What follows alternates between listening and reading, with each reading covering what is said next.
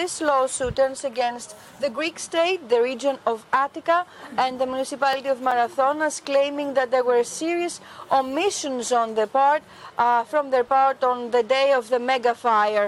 According to the information we have, the victim of this family was a 70-year-old man that tried to escape the flames with his car, joined by a neighbor which died as well in the fire, but they just didn't have enough time to do that. This is the second legal action that this specific family is taking, and their case is included in the ongoing investigation by the prosecutor that is searching the causes of the fire.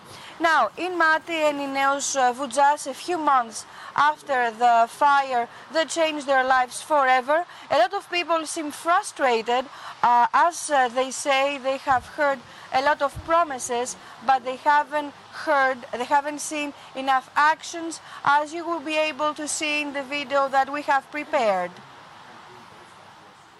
The 23rd of July 2018 marked the lives of many people in Greece. The memories and the images of the fire will be haunting thousands for many years, especially those who went through this nightmare and survived. The mega fire swept through Neos Voutzas and Mati and left behind only destruction and grief.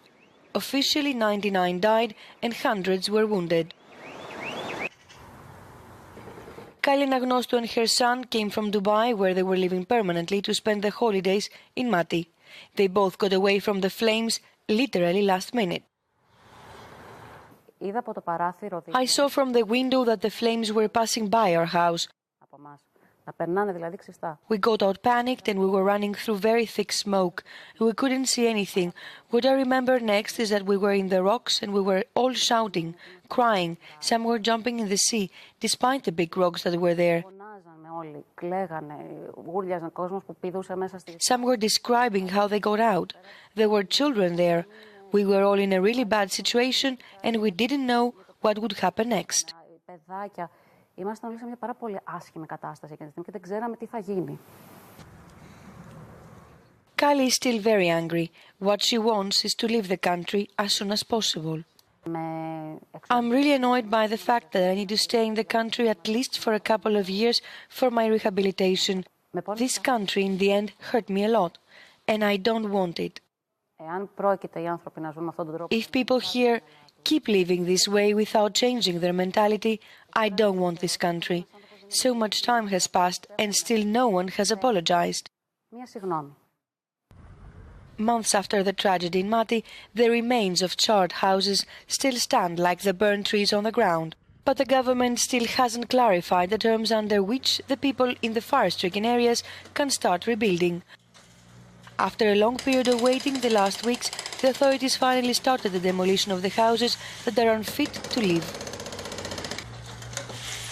Vasilis Kanelopoulos watched the house of his childhood years being demolished alongside his family.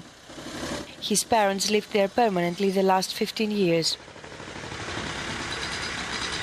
What the residents want now is to get the authorization to start repairing the houses that can be repaired or build again the houses that were destroyed. Right now we don't see anything. People just wait and try to find a way to get through each day. Some in camps, other guests in friendly houses. A lot of them don't live in very human conditions. We don't feel that the state is close to us in a natural disaster where the state was absent. They also expect justice to be served concerning the criminal responsibilities. Two Egyptian fishermen and one Albanian were awarded with a Greek citizenship as the government claims that they offered special services to the country, and in these cases, according to the law, people like that are awarded with Greek citizenship. There are two Egyptians, as I said, and one Albanian that work here as fishermen. They have been living in Greece for many years, and in a special ceremony yesterday, the President of the Greek Republic, Prokopis Pavlopoulos, awarded them with the Greek citizenship.